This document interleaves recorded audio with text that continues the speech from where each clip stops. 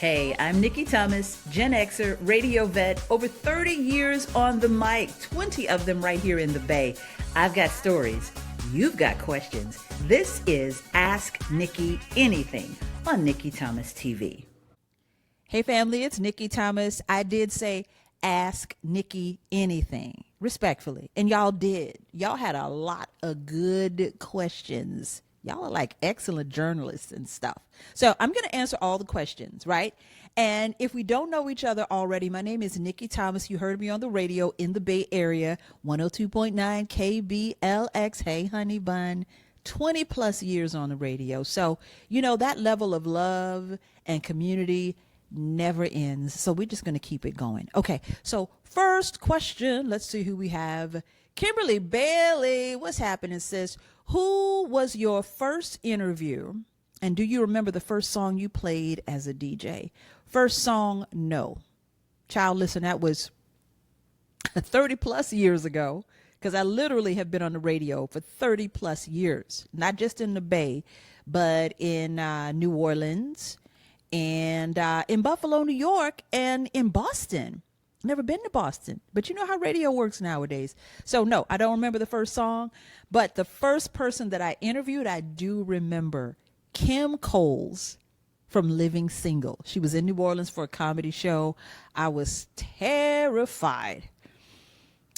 I was terrified to do interviews for many years, to be honest with you. And now it's one of my favorite things to do. So if you're watching this and you're wondering how to do a good interview with somebody, the secret is just relax. If you relax, they're going to relax. And if you don't know them at all, you'll have plenty of questions.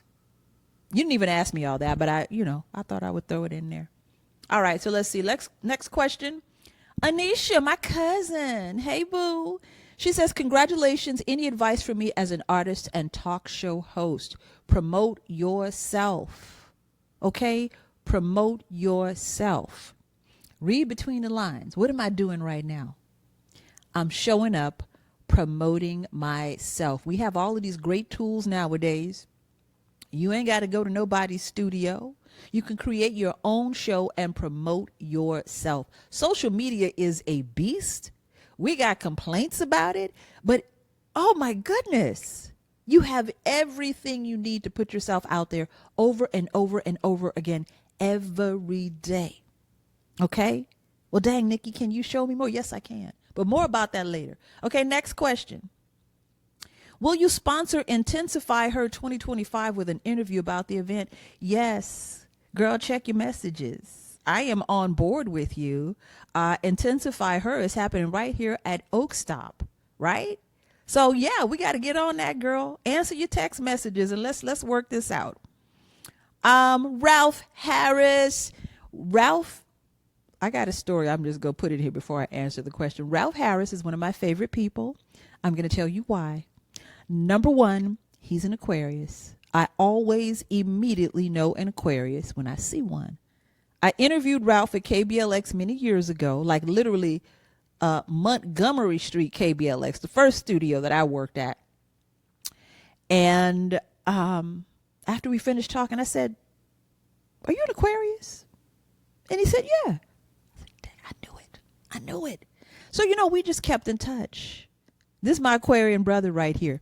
So he says, "Hey, Nikki Thomas, I'm curious to know if you ever considered training new folks to learn to produce their own shows or podcasts." See, I said we'd talk about this some more. And yes, I do. I have. Shout out to my girl, Kimberly Bailey. Shout out to Crystal and all the folks who joined me. Who else? Felicia Gold.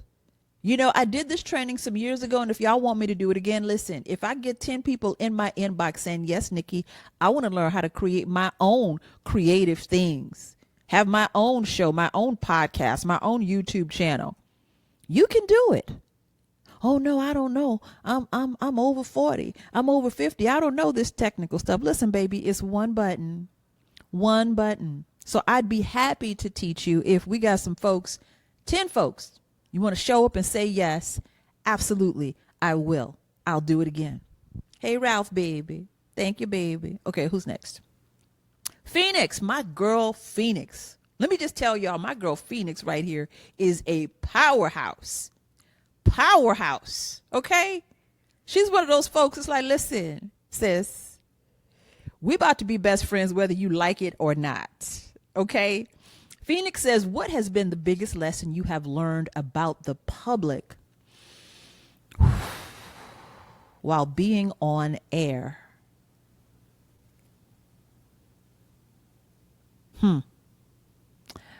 This is hard to answer because there's some good stuff and some bad stuff, some crazy stuff. What I will say is that people want to be seen and heard. You know, from the back end, if you're saying, how can I get folks to listen? You got to listen to them first. People want to be seen and heard. They want to tell their stories. What's the most important thing in any relationship? Being seen and understood. Point blank, period. Now, with that being said, the bad side is that people don't always listen and they don't always read. That is why radio is what it is. You know, they say that people have to hear something, is it 11 times or 25 times? It keeps going up every year because our attention span is so little. So the thing is, they have to hear something many, many, many times before they take action because they're not really listening. They're getting bits and pieces. Maybe the 10th time they hear it, they'll say, oh, wait, what they say? Oh, okay, yeah. They got to hear it another few times and say, oh, get the... So, you know, social media, the algorithm is what it is because of this. It's like you got to get people's attention by any means necessary. This is why people are out here acting crazy. J Red, who would be a famous dream come true co-host? Okay, J Red, you know, if you're trying to co-host anything with me, the answer is yes. I'll just go ahead and put that out there. And I'll tell another little radio story here. Chemistry is everything. There are a lot of folks you try to share the stage or share the microphone with. And let me just say this, it turns into a battle. It's hard to do stuff with folks when it turns into a battle. Nobody else can really see it, but you know that it's a battle. They're trying to one up your energy, et cetera, et cetera. But some folks, it flows. It flows. J Red is one of those folks.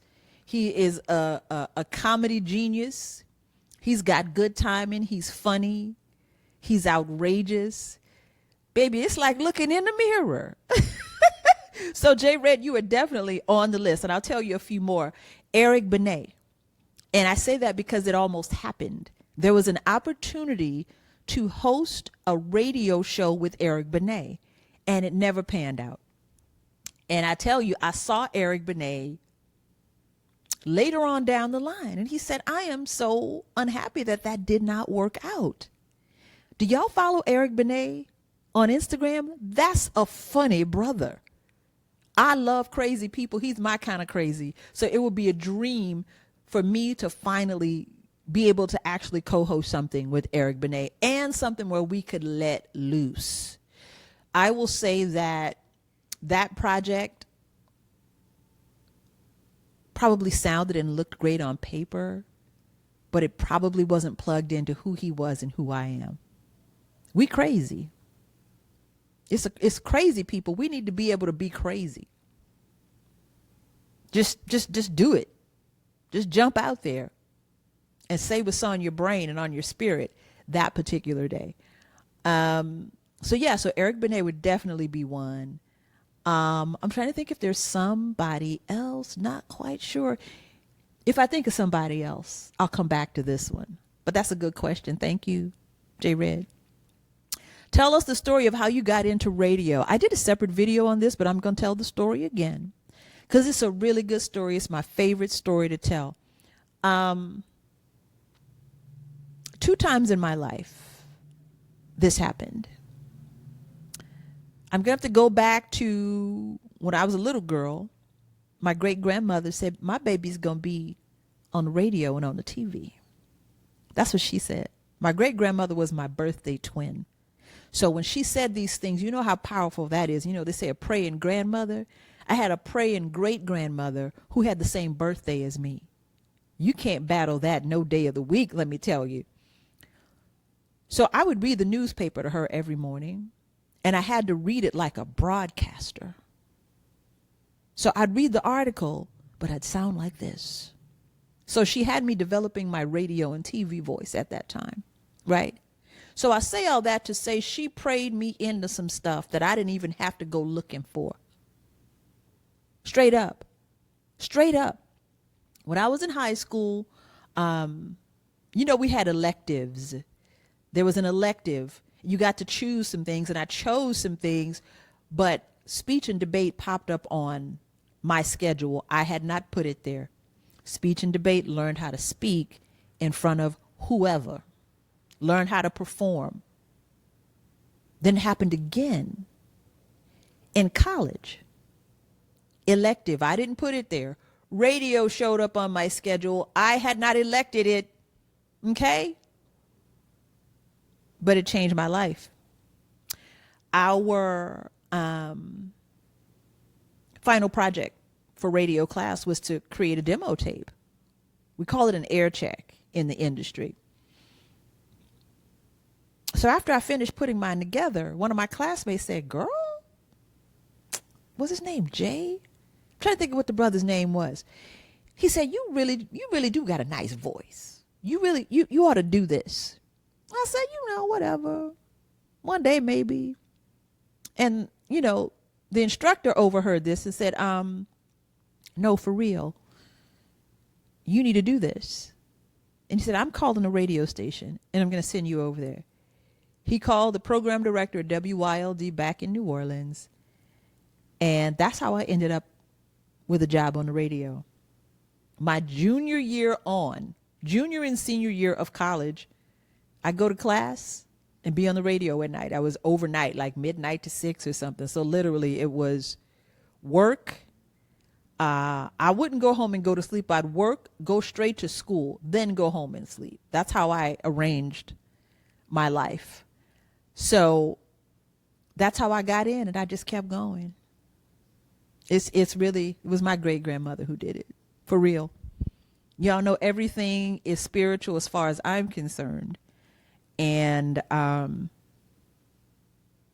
mom tells me that that's what she would say all the time. I prayed to make all the rough roads smooth for y'all. Whoo! And when it came to my career, that's exactly what happened. So, gratitude, giving thanks. You love the Bay. Cousin, this is my other cousin here, Dana. Yes, I love the Bay.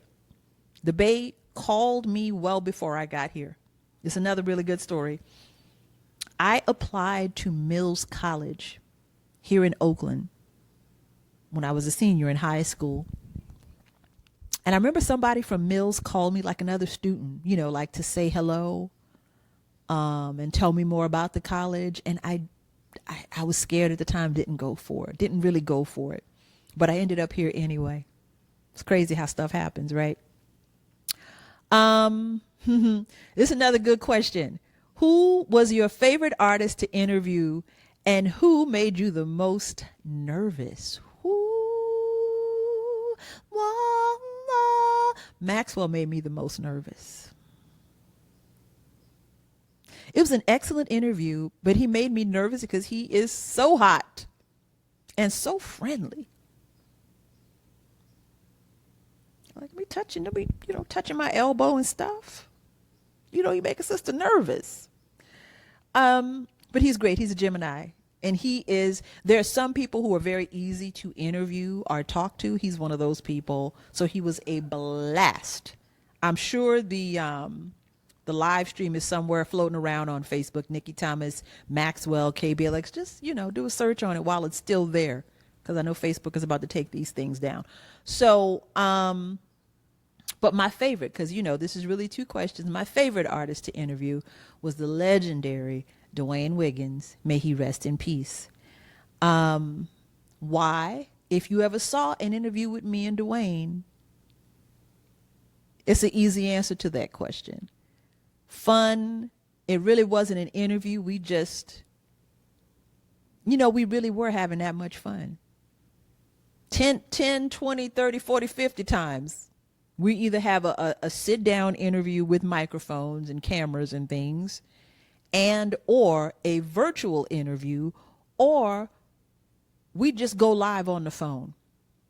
There were so many of them, and since Dwayne passed, all of them are treasures. Treasures. And I'll share something else. I mean, I was a huge Tony's fan. Specifically I loved Dwayne before I met him. I just thought he was just so magical. When I was around Dwayne, I knew to savor the moments. I knew to record it all in my spirit. And the other reason is because when I reached out and said, Dwayne, I'm doing this series. I want to interview you. Let's have a conversation. The answer was always yes. So, I can't really help it that he's a great artist and he happened to be, a person in the community. But that's the answer. Favorite artist to interview, Dwayne Wiggins, hands down. Hands down. I didn't get opportunity to interview anybody quite that many times and have quite that much unhinged fun. Rest in power, Dwayne. Rest in power. We miss you and we love you so much. Justin Bryce got a serious question here. Do you feel KBLX made a mistake when they made the change to Intercom and Kevin Brown left? Well, you know what, Justin? I'm going to have to break down a few things. Do you feel KBLX made a mistake? This is what actually happened. We were sold to Intercom. So KBLX itself did not make any mistakes or made any choices. It was a choice by Intercity Broadcasting and Intercom. We were sold to Intercom. So I think probably the question is, do you think Intercom made a mistake? That was a business decision. It was a business decision. A money decision. We've all been there. Radio is not so different than any other industry. Can I just say that? Companies make decisions based on money. Point blank, period. Right? So, was it a mistake as far as community? Radio would have sounded like? Yep. But that's not the first or the last mistake that was made. If you ask me my 2 cents, of course, Kevin Brown, greatest morning show person in the Bay. Plenty of mistakes after that. Roy Smith was the greatest program director KBLX has ever had. Plugged into the community. Do you remember when the Dream Team was popping? When Renelle was on the radio with us for a hot minute? When Miranda Wilson and when he called Nikki back? That was all Roy Smith.